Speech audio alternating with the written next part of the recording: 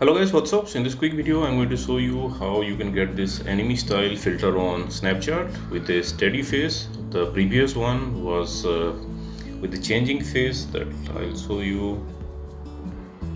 Okay, so the previous one was this one.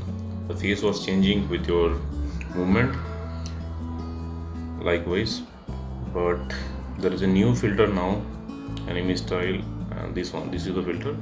Here your face is a steady one. So to get this effect on Snapchat, let me remove this first. Okay, so to get this effect on Snapchat, what you can do, you can visit this website. Link to this website I'll give in the description box below. Here in this website you will see the snap code for this filter. If you're browsing this website in your laptop or PC, you can scan the snap code with your Snapchat mobile app.